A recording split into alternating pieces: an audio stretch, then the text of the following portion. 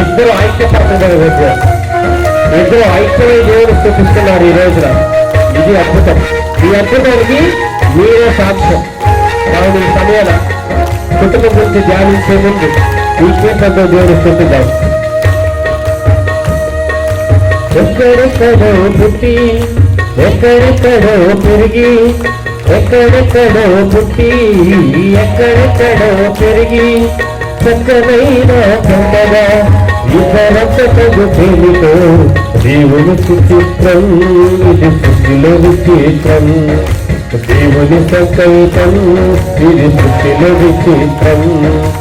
ఎక్కడెక్కడో పుట్టి ఎక్కడెక్కడో పెరిగి, ఎక్కడెక్కడో పుట్టి ఎక్కడెక్కడో పెరిగి, చక్కనైన జంటగా ఇతరతగు ప్రేమితో దేవుని సంకల్పం. ఇది సృష్టిలో విచిత్రం, దేవుని సంకల్పం. ఇది సృష్టిలో విచిత్రం, దేవుని సంకల్పం. ఇది సృష్టిలో విచిత్రం, దేవుని సంకల్పం. ఇది సృష్టిలో విచిత్రం. ఇంతకాలం ఒక్కరిగా జీవించున్నాను, ఒంటరి బతుకుని జీవించున్నాం. కానీ దేవుని ప్రణాళిక నిమిత్తము ఐక్యమై ఉన్నాం. భార్యాభర్తలుగా ఐక్యమై ఉన్నారు. యుద్ధ జీవితం జీవించున్నారు. మరి దేవుడిచ్చిన ఆశీర్వాదం ప్రకారం పిల్లలు కూడా పొంది ఉన్నారు. ఒంటరి బతుకుని విడిచి ఒకరినొకరు తెలుసుకొని జీవించాలనుకుంటూ ఉన్నారు. ఓ దేవా, ఇటువంటి గొప్ప జీవితాన్ని నాకు ఇచ్చినందుకు నీకు వందనాలంటూ దేవుని స్తుతిద్దాం. ఈ అద్భుతానికి మీరే కారకులు. ఈ అద్భుతం దేవుడు మీ పట్ల చేయడానికి మీరే కారకులు. కావున ఎంత అద్భుతాన్ని చేసిన దేవుడు స్తుతించుకోవాలి ఈ సమయం.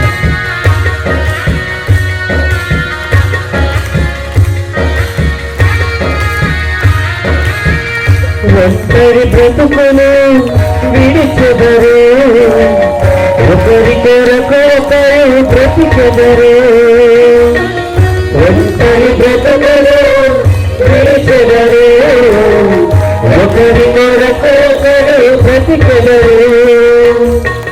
తెలివా తీరండి తల్లిదండ్రులని, తెలివా తీరండి తల్లిదండ్రులని, భరభర్తలు హత్తుకునటేమిటో దేవుని సంకల్పం. ఇది సృష్టిలో విచిత్రం. అందరూ కలిసి దేవుని సంకల్పం. ఇది సృష్టిలో విచిత్రం. దేవుని సంకల్పం, దేవుని సంకల్పం. ఇది సృష్టిలో విచిత్రం, దేవుని సంకల్పం.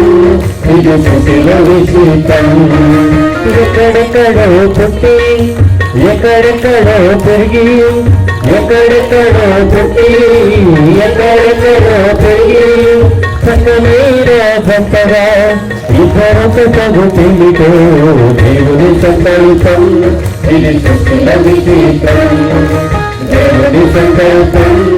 ఇది సృష్టిలో విచిత్రం, దేవుని సంకల్పం. ఇది సృష్టిలో విచిత్రం, దేవుని సంకల్పం. ఇది సృష్టిలో విచిత్రం, దేవుని సంకల్పం. దేవుని సంకల్పం. ఇది సృష్టిలో విచిత్రం, దేవుని సంకల్పం. ఇది సృష్టిలో విచిత్రం. అందరూ స్తుతించారు. దేవుడు చేసినటువంటి గొప్ప కార్యాలను స్తుతించండి. భార్యాభర్తలకు జీవించినటువంటి పెద్దవారు దేవుడు చేసినటువంటి కర్తవ్యాన్ని గుర్తించి దేవుడు స్తుతించారు. దేవుని సంకల్పము, దేవుడు చేసినటువంటి విచిత్రమైనటువంటి గొప్ప కార్యము. భార్యాభర్తలుగా జీవిస్తున్నారు, కుటుంబ విశ్వాసులుగా జీవిస్తున్నారు. ఒకే కుటుంబం వల్ల నీవు దేవుడు స్తుతించాలనుకుంటున్నావు. దేవుడు నామములకు ఎంతో సాక్షిగా చేయించాలనుకుంటున్నావు. ఓ దేవా, నీ సంకల్పం ప్రకారమే నేను సృష్టించి ఉన్నావు. నీ చేసినటువంటి గొప్ప కార్యానికి నేను అనుగుణంగా జీవించాలనుకుంటున్నాను. అందరూ కలుస్తాను. దేవుని సంకల్పం. ఇది సృష్టిలో విచిత్రం, దేవుని సంకల్పం. ఇది సృష్టిలో విచిత్రం, దేవుని సంకల్పం. ఇది సృష్టిలో విచిత్రం, దేవుని సంకల్పం. ఇది సృష్టిలో విచిత్రం. Praise the Lord, praise the Lord, praise the Lord. అన్న పలకనమ్మా, దేవుని సంకల్పం సృష్టిలో విచిత్రం, దేవుని సంకల్పం సృష్టిలో విచిత్రం. ఏంట విచిత్రం? మన కుటుంబ జీవితం. అవునా? అందరు గట్టిగా దేవుని చప్పట్లు కొట్టండి sir. Praise the Lord, praise the Lord, praise the Lord. అందరూ కూడా కూర్చుందాం. స్వామి సమయం 9 అయింది అంటే 9 కదా ఫాదర్ అంటున్నారు. ఎవరు? అనిల్ ఫాదర్ గారు. Praise the Lord, praise the Lord. ఈ ప్రపంచంలో అతి సులువైన పని ఏమిటండి? ఈ ప్రపంచంలో అతి సులువైన పని ఏమిటి అని అడిగితే ఒకడిని అన్నాడు, పెళ్లి చేసుకోవడం అన్నాడు. ఈ ప్రపంచంలో అతి సులువైన పని ఏమిటట? పెళ్లి చేసుకోవడం. ఈ ప్రపంచంలో అతి కష్టమైన పని ఏమిటట? ఈ ప్రపంచంలో అతి కష్టమైన పని పెళ్లి చేసుకున్న తర్వాత ఇచ్చిన మాట మీద నిలబడి జీవించడం. Praise Lord, praise Lord. దేవునికి నేను అనిల్ ఫాదర్ కృతజ్ఞతలు చెప్పుకోవాలి. ఎందుకంటే మాకు అతి సులువైన పని లేదు, అతి కష్టమైన పని లేదు. పాపం అతి సులువైన పని మీకే ఉంది, అతి కష్టమైన పని మీకే ఉన్నది. Praise Lord, praise lord, hallelujah, హల్లెలూయా. అందుకే దేవునికి ఎప్పుడు కూడా మీరు కృతజ్ఞతలు తెలియజేసేటువంటి కుటుంబముగా ఉండాలి. సమూయేలు ప్రవక్త మిష్పా అనేటువంటి ప్రాంతానికి వెళ్ళిన తరువాత ఫిలిష్తీయుల మీద యుద్ధము జయించారు కాబట్టి ఆయన అక్కడ ఒక రాతిని పాటి ఆ రాతికి ఒక పేరు పెట్టాడట. ఆ రాతికి ఆయన పెట్టినటువంటి పేరే ఎబినేజరు. ఏమని పేరు పెట్టాడు? ఒక రాతిని స్థాపించి ఆ రాతికి ఒక పేరు పెట్టాడు. ఏం పేరండి అది? ఎబినేజరు. ఎబినేజరు అనగా, ఎబినేజరు అనగా, ఎబినేజరు అనగా ఇంతవరకు దేవుడు మమ్మలను ఆదుకున్నాడు అని అర్థం. ఇంతవరకు దేవుడు మాకు సహాయము చేశాడు అని అర్థం. ఎబినేజరు అనగా అందరూ కూడా చూద్దాం. ఇంతవరకు, ఇంతవరకు దేవుడు మమ్మలను ఆదుకున్నాడు. ఇప్పుడు ఎబినేజర్ అంటే అర్థం తెలిసింది కదా.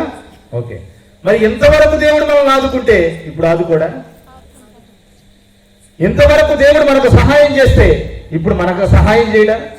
ఇంతవరకు దేవుడు మనతో ఉంటే ఇప్పుడు దేవుడు మనతో లేడా అంటే దానికి సమాధానమే ఇమ్మానుయేలు. ఇమ్మానుయేలు అనగా దేవుడు మనతో ఎప్పుడు, ఎప్పుడు? ఇప్పుడే, ప్రస్తుతము కూడా దేవుడు మనతో ఉన్నాడు. మరి భవిష్యత్తులో ఉండడా అంటే అబ్రహాం అంటున్నాడు యెహోవా ఈరే అంటున్నాడు. యెహోవా ఈరే అంటే ఆయనే అన్ని చూచుకుంటాడు అని అర్థం. Praise Lord, praise Lord. ప్రియ సహోదరి సహోదరులారా, కుటుంబ సభ్యులుగా అతి సులువైన పని మీకే ఉంది, అతి కష్టమైన పని మీకే ఉన్నది. కాబట్టి మీరు నిత్యము కూడా ఏం చేయాలి అంటే దేవునికి కృతజ్ఞతలు చెల్లించాలి. ఎందుకు? ఇంతవరకు దేవుడు మిమ్మల్ని ఆదుకున్నాడు కాబట్టి, ఇప్పుడు కూడా దేవుడు మీతో ఉన్నాడు కాబట్టి, భవిష్యత్తులో కూడా రాబోయే ప్రతి ఒక్కటి ఆయనే చూసుకోబోతున్నాడు కాబట్టి, ఆయన ఎబినేజరు దేవుడు కాబట్టి, ఆయన ఇమ్మానుయేలు దేవుడు కాబట్టి, ఆయనే యెహోవా ఈరే కాబట్టి ఆయనకి ఎప్పుడు కూడా కృతజ్ఞతలు చెల్లించాలి. గట్టిగా చప్పట్లు కొడుతూ దేవునికి కృతజ్ఞతలు చెల్లించాలి. Praise Lord, praise lord, hallelujah, hallelujah. మొదటి సమూయేలు గ్రంథం, అమ్మా తెరవద్దు, చూడండి. మొదటి సమూయేలు గ్రంథంలో ఎన్ని అధ్యాయాలు ఉన్నాయి? ఎవరు చెప్పారు అది? వెరీ గుడ్, అన్ని ప్రిపేర్ చేసినట్టున్నాం. గట్టిగా చప్పట్లు కొడదాం. ఎన్ని ఉన్నాయి? 31 అధ్యాయాలు ఉన్నాయి. ఈ 31 అధ్యాయాలకి ఒక స్పెషాలిటీ ఉంది. ఏమిటి ఆ స్పెషాలిటీ అంటే మొదటి 2 అధ్యాయాలు 2 రకాల తల్లిదండ్రుల గురించి మాట్లాడుతున్నాయి. మొదటి 2 అధ్యాయాలు 2 రకాల తల్లిదండ్రుల గురించి మాట్లాడుతున్నాయి. 3వ అధ్యాయము 4వ అధ్యాయము 2 రకాల పిల్లల గురించి మాట్లాడుతున్నాయి. 5 నుంచి 8 అధ్యాయాల వరకు 2 రకాల సేవకుల గురించి, విశ్వాసుల గురించి మాట్లాడుతుంది. 9వ అధ్యాయం నుండి 31వ అధ్యాయం వరకు 2 రకాల నాయకుల గురించి మాట్లాడుతుంది. Praise the Lord, praise the Lord, hallelujah, hallelujah. మొదటి సమూయేలు గ్రంథములో 31 అధ్యాయాలు ఉన్నాయి. ఈ యొక్క గ్రంథానికి ఉన్నటువంటి ప్రత్యేకత ఏమిటి అంటే ఇది 2 రకాల తల్లిదండ్రుల గురించి, 2 రకాల పిల్లల గురించి రెండు రకాల నాయకుల గురించి, రెండు రకాల సేవకుల గురించి, రెండు రకాల విశ్వాసుల గురించి మాట్లాడుతూ ఉంది. ఈ రెండు రకాలలో మొదటి రకము దేవుడికి నచ్చినటువంటి రకం, మొదటి రకము దేవుడు మెచ్చేటువంటి రకం, రెండవ రకము దేవుడికి నచ్చనటువంటి రకం, దేవుడు మెచ్చనటువంటి రకం. కనుక ఆత్మ పరిశీలన చేసుకుందాం. మనం మొదటి రకములో ఉన్నామా? దేవునికి నచ్చి దేవుడు మెచ్చేటువంటి తల్లిదండ్రులుగా జీవిస్తున్నామా? దేవుడికి నచ్చి దేవుడు మెచ్చేటువంటి యువతి యువకులుగా, పిల్లలుగా మనం జీవిస్తున్నామా? లేదా దేవుడు నచ్చని దేవుడు మెచ్చని తల్లిదండ్రులుగా, దేవుడికి నచ్చని దేవుడు మెచ్చనటువంటి యువతి యువకులుగా మనం కుటుంబంలో జీవిస్తూ ఉన్నామా అని ఆత్మ పరిశీలనము చేసుకోవాలి. Praise the Lord, praise the Lord. మొదటి 2 అధ్యాయాలు ఎవరున్నారు? 2 రకాల తల్లిదండ్రులు ఉన్నారు. ఎవరు కనిపిస్తారు మనకి 2 రకాల తల్లిదండ్రులు?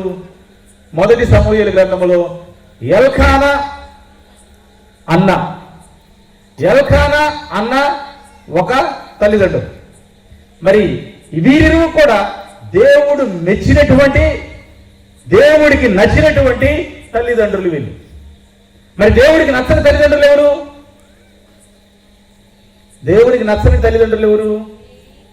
ఏలి, తర్వాత కేడియా. ఏలి భార్య పేరు ఎవరికన్నా తెలుసు? చేయాలండి ఇక్కడ. ఏలి భార్య పేరు, ఏలి భార్య పేరు బైబిల్ గ్రంథంలో లేదండి. ఎందుకంటే తెలుసా?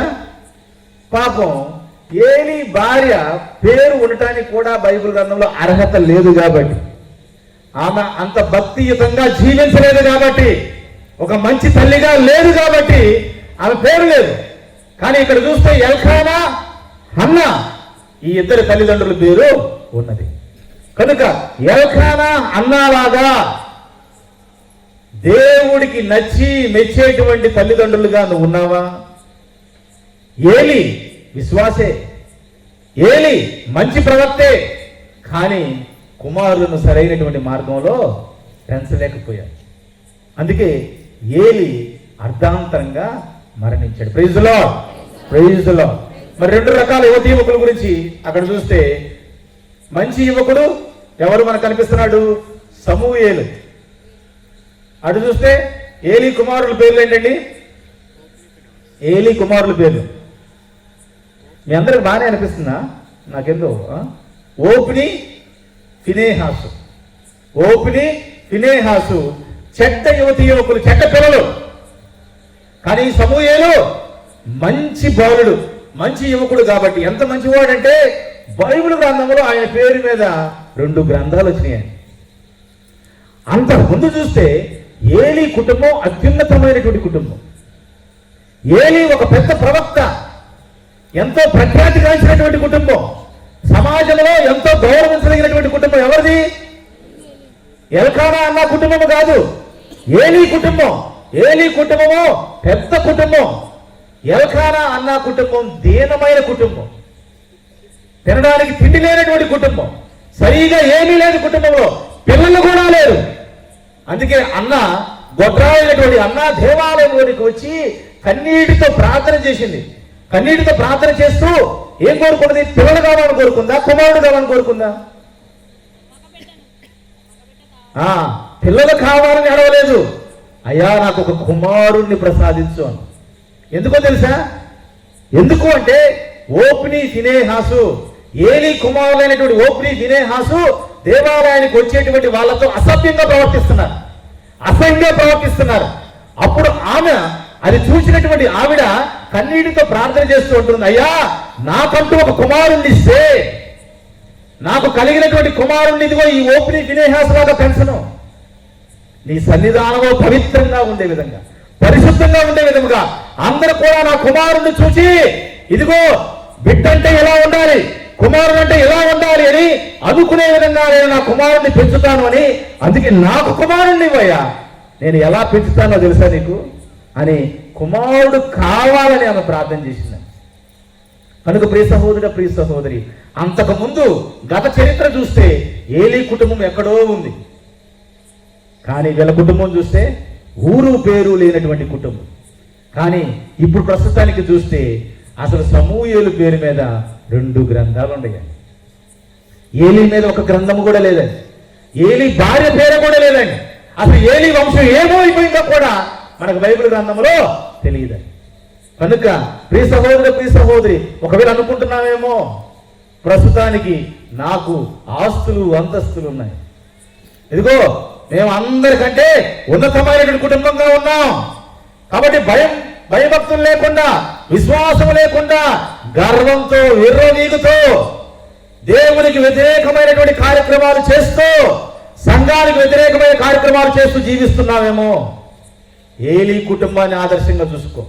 ఆ ఏలీ కుటుంబం నీకు నాకు మనందరికీ ఒక పాఠాన్ని, ఒక గుణపాఠాన్ని నేర్పిస్తుంది. ఏలీలాగా ఉన్నామా, లేదా అన్న ఎల్కానా లాగా ఉన్నామా ఆత్మ పరిశీలన చేసుకోవాలి. ఓప్ని ఫినేహాస్ లాగా ఉన్నామా, సమూయేలు వలె ఉన్నామా? 2 రకాల యువకులట శ్రీశ్రీ ఉంటారు. కొంతమంది యువకులు పుట్టుకతోనే వృద్ధులు, పేర్లకు పుకార్లకు ఫకీర్లకు నిబద్ధులు, నాన్నగారి తాతగారి భావాలకు దాసులు, నేటి తరం కీడు చూడలేని కీటక సన్యాసులు. మరి కొంతమంది యువకులు రాబో యుగానికి దూతలు, నవజీవన బృందావన నిర్మాతలు అంటున్నాడు. కనుక మంచి తల్లిదండ్రులు ఉన్నారు ఇక్కడ, చెడ్డ తల్లిదండ్రులు ఉన్నారు ఇక్కడ. మంచి యువకులు ఉన్నారు ఇక్కడ, చెడ్డ యువకులు ఉన్నారు ఇక్కడ. కనుక ఆత్మ పరిశీలన చేసుకుందాం. దేవుడికి నచ్చిన, దేవుడు మెచ్చేటువంటి తల్లిదండ్రులుగా ఉన్నామా, లేదా యువకులుగా ఉన్నామా లేదా అని ఆత్మ పరిశీలన చేసుకోవాలి. Praise the Lord, praise the Lord, hallelujah, hallelujah. ఒక ఆయన అంటాడు, నేను ఉడతను పెంచాను, అది ఎక్కడికో పారిపోయింది. నేను చిలకను పెంచాను, అది ఎక్కడికో ఎగిరిపోయింది. కానీ నేను ఒక చెట్టును నాటాను. ఎప్పుడైతే నేను చెట్టును నాటానో, పారిపోయినటువంటి ఉడత, ఎగిరిపోయినటువంటి చిలక మరలా వెనక్కి తిరిగి వచ్చాయి. Praise the Lord, praise the Lord. కనుక ప్రియ సహోదరి, ఆ నాటబడినటువంటి చెట్టు ఎక్కడ నాటబడాలి? దేవుని సన్నిధిలో నాటబడాలి.